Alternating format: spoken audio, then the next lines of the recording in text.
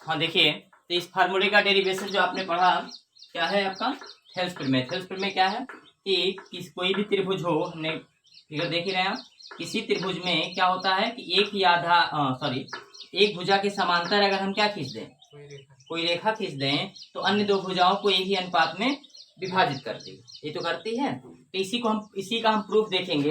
इसके लिए हम ADE का एरिया निकालेंगे। त्रिभुज ADE का क्षेत्रफल क्या आएगा जरा बताइए। अब क्यों निकाला जा रहा है, क्योंकि आप जो प्रूफ करना है AD बटे BD या DB इक्वल टू क्या प्रूफ करना है जी, AE बटे EC, ये हमको प्रूफ करना है। तो त्रिभुज ADE का जो क्षेत्रफल होगा अगर उसको निकालें तो 1/2, क्यों क्षेत्रफल निकाला, क्योंकि क्षेत्रफल निकालेंगे तो उसमें हमको इसको हम आधार मानेंगे और इसकी ऊंचाई ले लेंगे। ठीक, तो त्रिभुज क्षेत्रफल क्या होता है 1/2 आधार गुणे ऊंचाई या लंब, यही तो होता है। तो आधार कौन मान रहे हैं, AD मान रहे हैं, और लंब कौन हो जाएगा तब, इसी देखो इस पे लंब डाला गया है EN। ठीक है, किसका क्षेत्रफल आ गया ADE का, इतना समझ आया। ADE का क्षेत्रफल इतना हो गया। अब दूसरा आपका दूसरी भुजा क्या है BD। BD किस में मिल रही है, इसमें मिल रही है BDC में, है ना। त्रिभुज BDC का क्षेत्रफल ये क्या हो जाएगा, आप इसको देख सकते हैं कि BDC में अगर हम किसको आधार मान लें, BDC में किसको आधार माना जाए, BD को अगर हम आधार मानते हैं तो इससे इस पर लंब होना चाहिए, होना चाहिए कि नहीं चाहिए, होना चाहिए। और इसके अलावा और क्या मान सकते हैं, किसको BC को आधार मानेंगे तो हो ही नहीं सकता, है ना। ये लंब किसके लिए काम करेगा, ये लंब आपका किसके लिए काम करेगा, एक बार और देखिए। अगर हम DEC का क्षेत्रफल निकालते, चलो पहले DEC का निकाल लेते हैं। DEC का क्षेत्रफल क्या है बताइए, DEC का क्षेत्रफल आएगा 1/2 गुणे, अब देखिए ये आपका त्रिभुज है आपका, है ना। इस बिंदु से इस पर लंब डाला गया है, ये ऊंचाई होगी, है ना, क्योंकि इससे इस पर हम लंब नहीं डाल सकते, इस आधार पे हम लंब नहीं डाल सकते, क्योंकि लंब जो होगा ये बढ़ी हुई भुजा पड़ेगा, इसलिए ऊंचाई आपकी ये हो जाएगी DM। ऊंचाई क्या हो जाएगी DM। तो इसको क्या लिखेंगे 1/2 आधार कौन है, आधार इसी मान रहे हैं हम, इसी या CE जो लिख सकते हैं, गुणे ऊंचाई मतलब DM, ये हो गया। इसी तरह त्रिभुज है, और कौन बच रहा आपका, अभी AE बच रहा है। AE किस त्रिभुज में है आपका, इसी में है, किसमें बोलो, ADE में। तो त्रिभुज ADE का क्षेत्रफल एक बार हम फिर से निकाल सकते हैं। ADE का क्षेत्रफल कितना हो जाएगा बताइए, ADE का क्षेत्रफल 1/2 गुणे आधार। अब की बात आधार हम AE को मानेंगे, है ना। AE गुणे ऊंचाई कितनी मानी जाएगी, DM मानी जाएगी।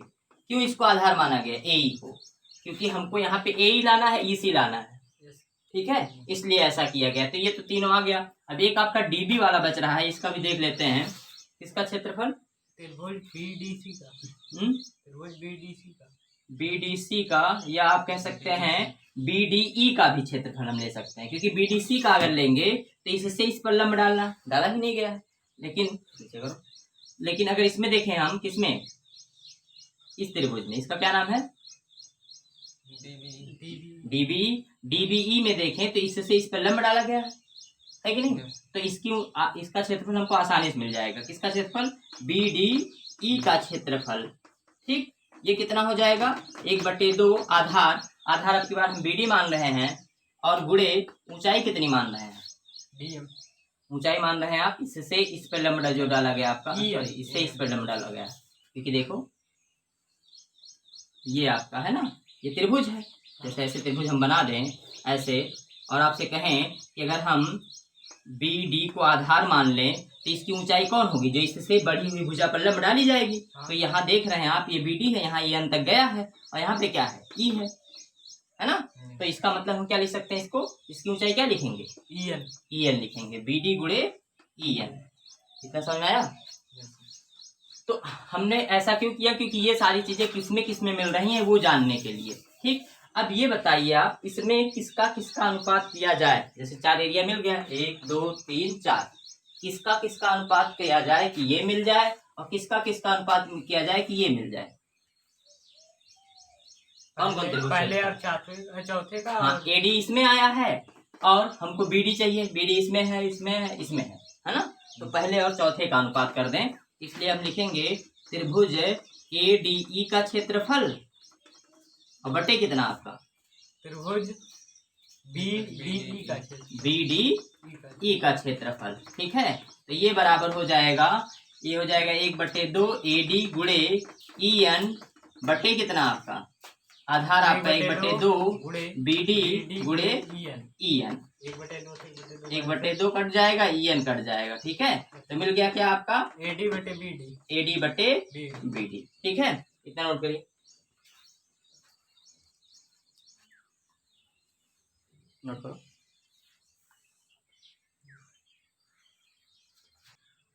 ओके, तो ये देखिए आपका निकला एडी का क्षेत्रफल बटे बीडी का क्षेत्रफल। ये एडी बटे बीडी मिल गया। अब शेष दो ही बच रहे हैं, पहला वाला खत्म हो गया और खत्म हो गया कौन सा आपका चौथा वाला, इसका यूज हमने कर लिया।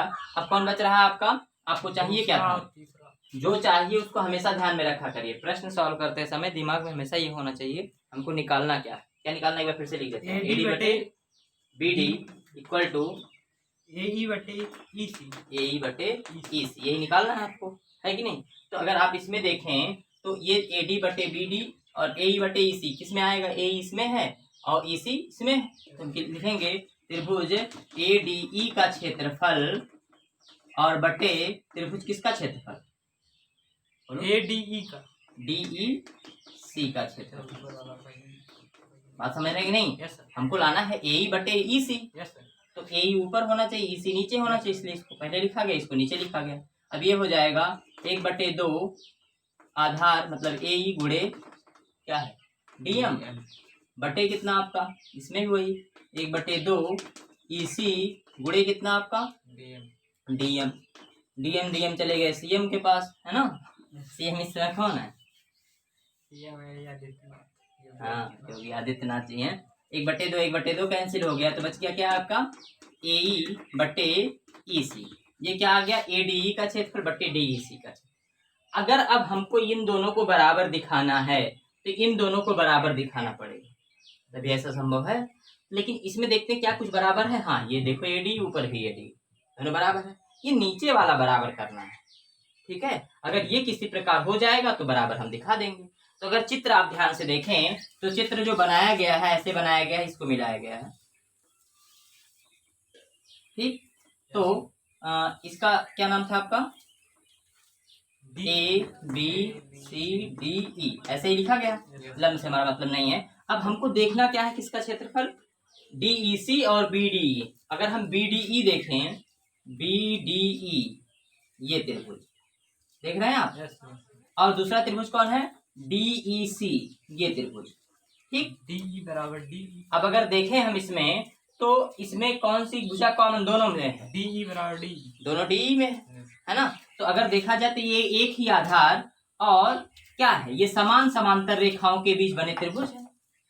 एक ही आधार और समान समांतर रेखाओं के बीच बने क्या है, त्रिभुज हैं। और इनका क्षेत्रफल क्या होता है, बराबर होता है, याद रखिए आप, है ना। जैसे कोई दो ऐसे बना दे, हम इसको प्रूफ बहुत बार देखे होंगे कि एक त्रिभुज यहाँ बना दे ऐसे, ठीक, फिर एक त्रिभुज यहाँ बना दे ऐसे, तो इसका जो क्षेत्रफल होगा और जो इसका क्षेत्रफल होगा वो क्या होगा, वही चीज यहाँ भी देखिए, इसका जो क्षेत्रफल है और इसका जो क्षेत्रफल है ये दोनों क्या होगा, बराबर होगा। कैसे बराबर होगा, नियम से। क्या नियम है, एक ही आधार के द्वारा, हाँ इसको आप लिख लेंगे, रेखाओं के बीच बने त्रिभुज बराबर, हाँ एक ही आधार एवं समान समांतर रेखाओं, समान समांतर रेखाओं के बीच बने, रेखाओं के बीच बने किसका क्षेत्रफल, त्रिभुज का क्षेत्रफल क्या होता है, बराबर, समान होता है। त्रिभुज का क्षेत्रफल समान होता है, ठीक। एक ही आधार और समान समांतर रेखाओं के बीच बने त्रिभुज क्षेत्रफल समान होता है, इसलिए किसका किसका क्षेत्रफल बराबर हो जाएगा, त्रिभुज डीईसी का क्षेत्रफल बराबर हो जाएगा किसके क्षेत्रफल के, बी डी ई का क्षेत्रफल। समझ पा रहे हैं ना? Yes sir. दोनों का क्षेत्रफल क्या हो गया, बराबर। तो जहां डी ई सी लिखा है वहां हम बी डी ई लिख सकते हैं कि नहीं लिख सकते? Yes sir. लिख सकते हैं ना? इसको आप नोट कर लीजिएगा, इधर वाला मिटा दे रहे हैं। तो चलिए, इसलिए क्या मिल गया आपको, किसका, डी ई सी की जगह क्या लिखेंगे हम, बी डी ई लिख देंगे। इसलिए त्रिभुज ए डी ई, ऐसे एरिया कभी कभी ऐसे शॉर्ट फॉर्म में लिखा जाता है ना, हाँ। ए आर लिख करके, area of triangle A D E upon area of triangle कितना, डी ई सी, है ना। और डी ई सी जगह हम क्या लिख रहे हैं, ए डी ई, अच्छा बी डी ई लिख रहे हैं। देख पा रहे हैं? यस। ये बराबर कितना आया था, ए ई बटे ई सी, ये तो आया है। Yes sir. इसके पहले जो आप लिखे थे इसका एरिया, उसमें कितना आया था, उसमें आया था आपका ए डी बटे बी डी, बी डी आया था। इसलिए यहाँ लिख सकते हैं, आप यहीं लिख दे रहे हैं, ए डी बटे बी डी बराबर हो गया किसके, ए ई बटे ई सी के। समझ पाए कि नहीं? और यही हमको प्रूफ करना है, ठीक है। ये दिख रहा है इसमें, हाँ। समझ गया कि नहीं? तो यही आपको प्रूफ करना था, नोट कर लीजिए एक बार, या एक बार फिर से यहाँ हम लिख दे रहे हैं। देखिए आपका क्या हो गया, इसकी जगह पे जो समीकरण, उसको समीकरण ही बना लीजिएगा, इसके पहले वाले को चाहे आप समीकरण बना लीजिएगा, उसमें आप इसकी जगह पे ए डी बटे कितना लिख देंगे, बी डी बराबर ए ई बटे कितना आपका ई सी, ठीक है।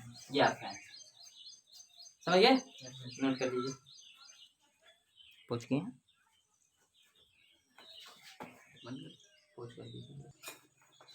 थ्योरम नंबर 6.1 आपने क्या पढ़ा कि अगर कोई त्रिभुज हो ए बी सी, या इसका नाम अगर हम पी क्यू आर लिख देते हैं, पी क्यू आर, और इसके बजाय हम इसके समांतर एक रेखा खींच दें, या इसके समांतर खींच दें, इसके पी आर के समांतर, ठीक। इसका नाम रख दें ए और बी। अब आप बताइए किसका किसका रेशियो बराबर होगा, क्यू ए बटे ए बटे ए पी ये बराबर होगा टू क्यू बी बटे कितना, बी आर के बराबर होगा कि नहीं होगा? Yes sir. समझिए ना। तो ये आपका है। अब इसका जो थ्योरम नंबर 6.2 है, इसका विलोम है। विलोम का मतलब ये होता है, जैसे हम कहें कि अगर हम आएंगे तो आपको पढ़ाएंगे, हम आएंगे आपको पढ़ाएंगे, इसी को दूसरे तरीके से भी कहा जा सकता है, ठीक है, कि अगर हम पढ़ाएंगे तो आएंगे, अरे आएंगे पढ़ाएंगे तब क्या होगा, उसका निष्कर्ष निकाल, अगर हम पढ़ा रहे इसका मतलब आए हैं कि नहीं आए हैं। तो वही चीज इसमें भी प्रमेय है कि अगर ये अब तक क्या था कि अगर ये चीज इसके समांतर, शर्त इसमें क्या है, कौन किसके समांतर होना चाहिए, पी आर पैरेलल होना चाहिए ए बी के, है ना। जो काट रही रेखा वो किसी न किसी भुजा के क्या होनी चाहिए, समांतर होनी चाहिए, ठीक है। तो पी आर पैरेलल होनी चाहिए ए बी के।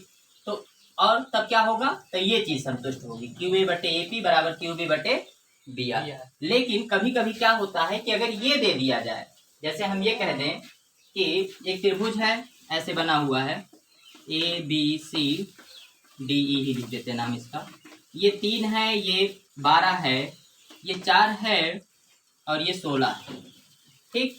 तो आप बताइए क्या ये इसके समांतर है? Yes sir.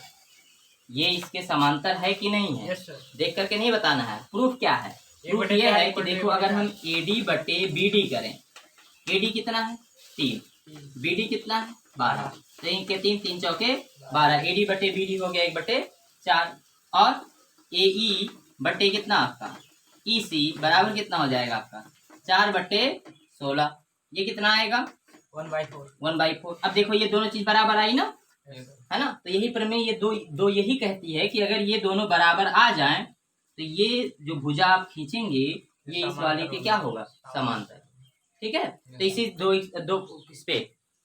दो प्रमेय पे आपकी एक्सरसाइज है, ठीक है। चलो एक्सरसाइज का एक क्वेश्चन बता देते हैं, फिर आप करिएगा। पहला क्वेश्चन क्या है?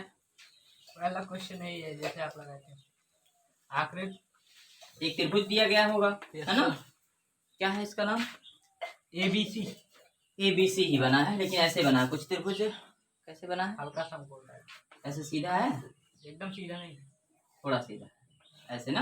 हाँ। ये हो गया आपका ए बी सी, इसके समांतर एक रेखा खींची गई है, क्या नाम है इसका? डी डी और ई। एडी बराबर 1.5, ये 1.5 है और डीबी बराबर 3 सेंटीमीटर। डीबी कहाँ, यहाँ डी है क्या? हाँ, अभी तो डीबी कैसे मिल जाएगा? एडी 1.5 है और ये 3 है, और एई बराबर 1 सेंटीमीटर 1 है, तो ये पूछ रहे हैं ना। हाँ। और ये दिए हैं कि डीई समांतर है बीसी के। Yes sir. आप लिखेंगे चूंकि डीई समांतर है बीसी के, इसलिए क्या होगा कि इन दोनों का अनुपात बराबर होगा। प्रमेय 6.1 से एडी बटे बीडी बराबर ए बटे ईसी हमने प्रूव किया है। Yes sir. तो अगर देखें तो एडी की वैल्यू कितनी है 1.5 अपॉन बीडी की वैल्यू कितनी है 3 बराबर ए की वैल्यू कितनी है 1 और इसी की वैल्यू कितनी है पता ही नहीं है ना। तो इसको काट दें, 1.5 दूनी 0.45 आएगा, है ना, ऐसे भी काट सकते हैं। ठीक, तो अगर दशमलव हटा के भी काट सकते हैं, ऐसे लिख सकते थे दशमलव हटता तो 15/30 होता, 15 एकम 15, 15 दूनी 30, तो 1 बटे इसी बराबर 1 बटे 2, इसका मतलब इसी बराबर कितना आ गया 2, है ना, 2 सेंटीमीटर ये होगा। ठीक है, चलिए इसमें करके ले आइएगा। कितने क्वेश्चन करके ले आएंगे? 5 तक, चलिए 10 तक कर लीजिएगा, नहीं फिर पूछिएगा।